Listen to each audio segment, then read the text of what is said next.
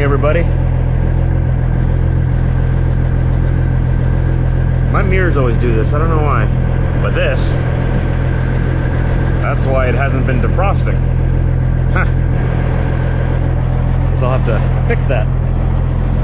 Here we go, here's all our crates and all our stuff. We're gonna go get that unloaded right now. And then I have a reload up in Ontario. I'm in Wapton, North Dakota right now. It's a beautiful day, beautiful February day.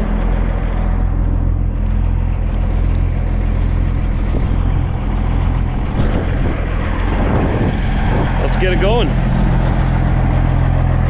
Buckle up, everybody.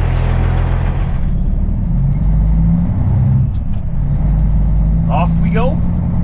It's the first time I've stayed at this little truck stop. It's the Cenex on the north side of Wapton. Nice place. It's got a dirt lot off here to my right for, let's say about 30 to 40 trucks, depending on how people park.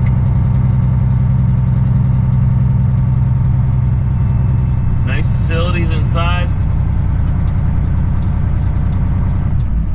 And there was plenty of parking here when I got here around, it was 2 a.m. when we pulled in, I think. So if there's parking at 2 a.m., that's pretty good, right? I would be safe to say that there's always somewhere to park here then. There wasn't many spots left, so maybe it's not like that every night. In 100 meters, turn left on ND 210.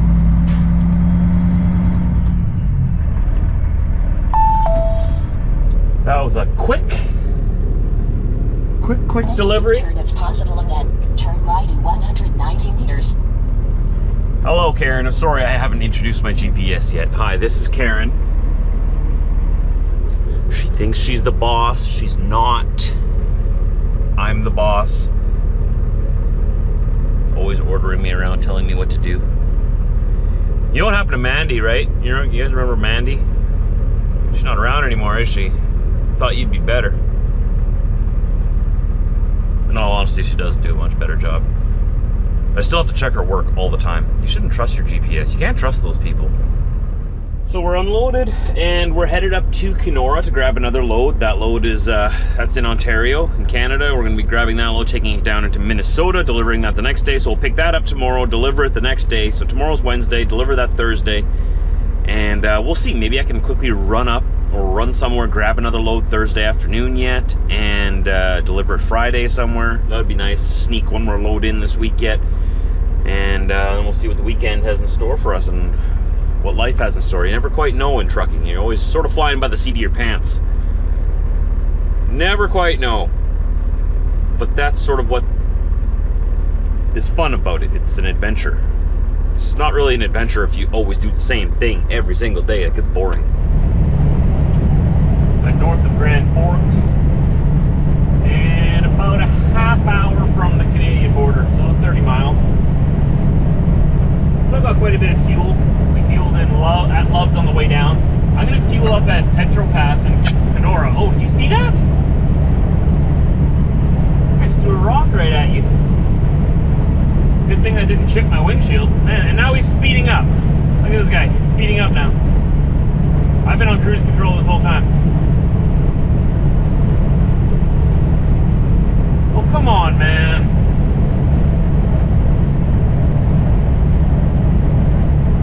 Look at this guy. That's one way to change my mood real quick. Throwing rocks at me and then you start speeding up as I'm already half past you. It's not like there's any hills or anything. Like, why weren't you going faster before I started to pass you? That is exceptionally rude. That is bad trucker etiquette. Don't do that.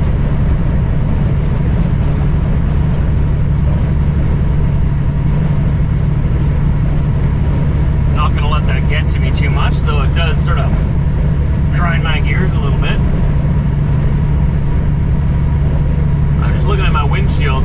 Luckily, we didn't get a chip from that rock. I don't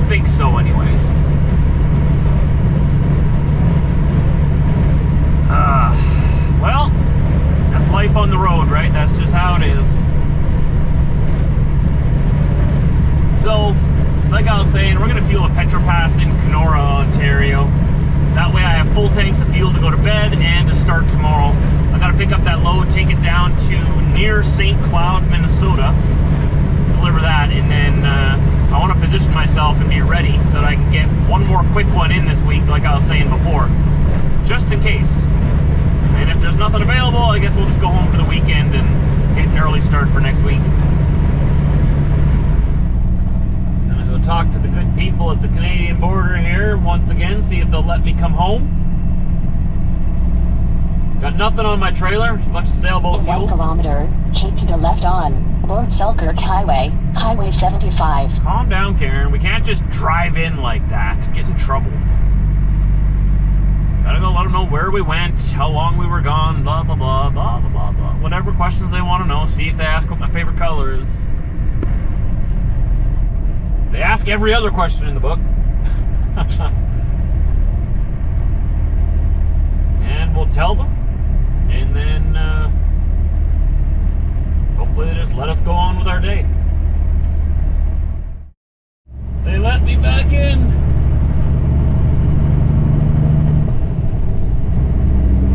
Nice guy at the window. In 200 meters, keep to the left on Lord Selkirk Highway, Highway 75.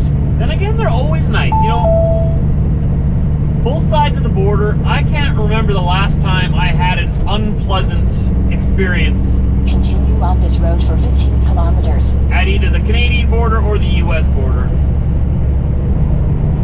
It's been very pleasant. The guys there are very nice. They're doing their job, obviously. It's not their job to be my friend, but you know, with all the tension between, like, you know, I don't want to say between Canada and the US, because really between the people, we have no tension between us. We're all good friends. But between our governments right now, right? Between Ottawa and Washington, there's obvious tensions. Needless tensions, I'll say. But they'll work it out. That's why we switch governments every like 4 years, right? If this government isn't working, if they're not working together, hey, in 4 years, there's a chance to work with someone else, right? So anyways, for the next few years anyways, this is what we're dealing with. And yes, there are tensions on the federal level, and you know, from my point of view, a lot of this affects me directly. Like, I'm right on the front lines of all of this trade stuff. I rely on trading with the US for my income, for putting food on my family's table. And so far, thankfully, I haven't noticed any big changes, though I know a lot of people have. I just hope and I pray that all of these squabbles and petty back and forth like that, they can just solve it all. Figure it out, sit down and figure it out, because we're side by side, we're neighbors. The government in Ottawa and the government in Washington are not going to be there forever. We switch them out every few years, like I said. And even though our leaders now will be changed, our borders are going to stay the same forever. We're always going to be neighbors. So I hope that they can really work it out, because I personally need us to have a good relationship with the United States.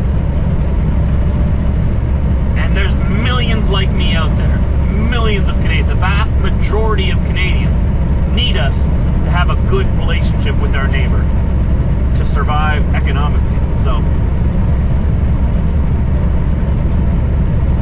here's to hoping that it just either blows over or they can figure it out. So far, it's still been good, though. It's still been good.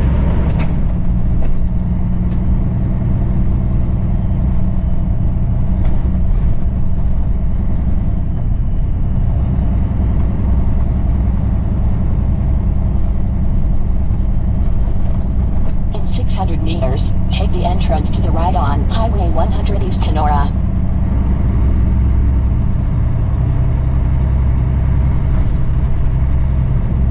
The Ontario border. We'll be leaving Manitoba, going into Ontario, and they have the scale open here on the Manitoba side. What do you guys want from me? Well, you have the scale open at this time of night. Let's go see what they want. I have an empty trailer behind me, so they just want to run my tags and my numbers, make sure nothing's hanging off, make sure all my lights are working. Kind of a waste of time. I already did all that.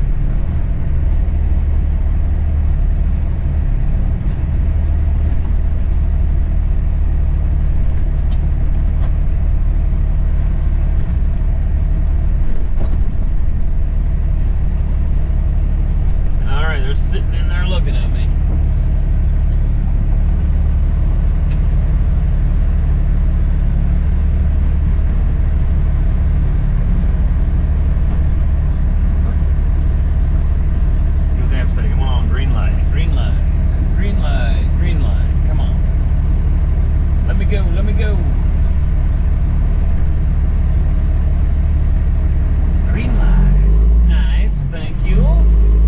Wonderful evening.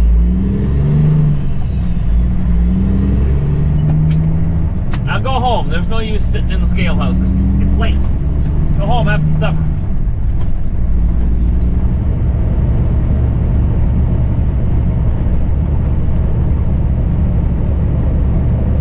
Crossing border, entering Ontario. We're trying it out tonight. Nothing fancy. It's just a ready-made dinner. It's like chicken lasagna, but it's working good. Cooking at 375 Fahrenheit. It's got to cook for about an hour. It's been doing great so far. It's not like it's anything I prepared or made in here, but I wanted to give it a shot on this trip. So I think it's going to be pretty good. See, on the bottom underneath it here, I've got this wooden table slab, just so that it doesn't get too hot, burn anything. You can breathe under there. It vents out the back. I've got the window cracked back there.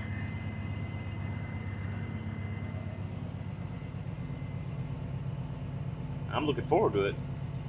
Even if it is a ready-made chicken lasagna meal, it's just nice to be able to have something different than truck stop food or fast food in the truck. I guess this is sort of fast food. It's not that much better, I guess, but it is better than McDonald's. I'll fight you on that one. I got my freezer down here that keeps it frozen. Obviously, my fridge is my cooler underneath that. I can't get into it right now, but I don't need to. So before I put it up there, I set it all up. I make sure that I don't need anything more out of my fridge, because I don't want to lift that up while it's hot. It has handles that you can lift it up on, but I don't know where I'd put it in here. I'm going to leave it up there overnight to cool off.